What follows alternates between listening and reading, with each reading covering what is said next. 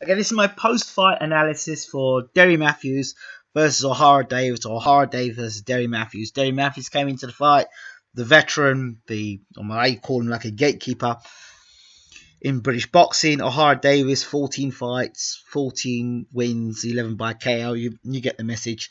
Ohara Davies, heavy-handed at this level. So my analysis of the fight was Ohara Davies. From early on, I had commentated on this fight, but I didn't push the record button, which didn't help.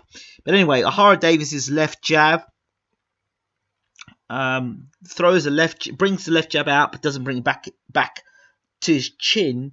And when he launches his attacks, leaves himself wide open, very open to the counter, which Derry Matthews did catch him a couple of times. To be fair, Ohara Davies took it. Derry Matthews, when he came out at the start of I think the second or the third round, I believe it's the third round, he came out. He looked more lively. He looked like he was trying to set up something. But he kept, throughout the fight, from the first round to the third round, he kept getting hit with the right hand. Kept coming forward in straight lines, getting caught with the right hand over and over again. But even when Ohara Davies was setting up his attacks, he looked vulnerable. The thing that kind of helped Ohara Davies is because he's heavy-handed and he's got reflexes. The combination he did to knock Derry Matthews down was very good. Was a uppercut, if you're throwing a right hand or left hook and a right hand, but he threw the uppercut in a three-punch combination that dropped Derry Matthews in the end. Very good combination, because actually when Ohara went to press him after he stunned him, Derry Matthews voluntarily took a knee. Because what was coming next would have been even worse. So then when Derry Matthews got to his feet, of course, Ohara Davies went for him again and finished him off. Ohara Davies, impressive in the fact that he got rid of Derry Matthews in the way you should do if you're thinking of bigger and brighter things for future. Things that he needs to work on, I said, his attack, the way he puts his punches together, the sequence he put together. Even when he put Derry Matthews down, or on the verge of putting Derry Matthews down, chin up in the air, wide open for shots, squares himself up. So those are my concerns about Ohara Davies against a big puncher.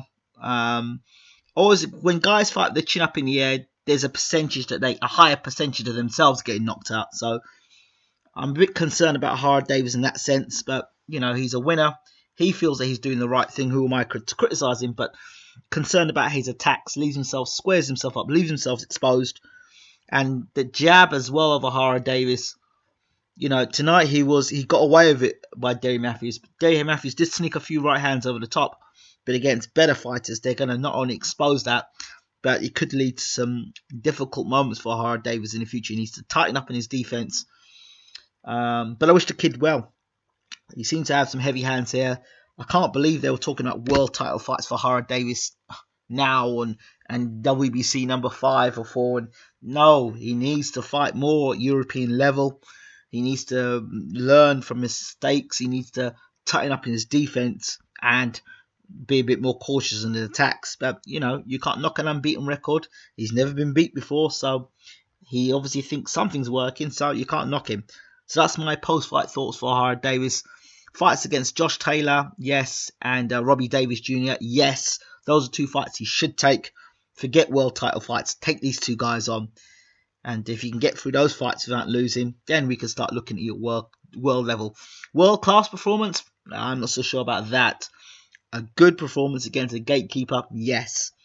Solid, good, impressive. The way he finished off Derry Matthews, did what he had to do, Ohara Davies, which I was impressed with. But like I said, vulnerabilities around his attack and his defense, where he brings his jab back to his chin and should bring it back to his chin instead of bringing it down wide by his waist, are concerning. Those are my thoughts. Hope you've enjoyed it.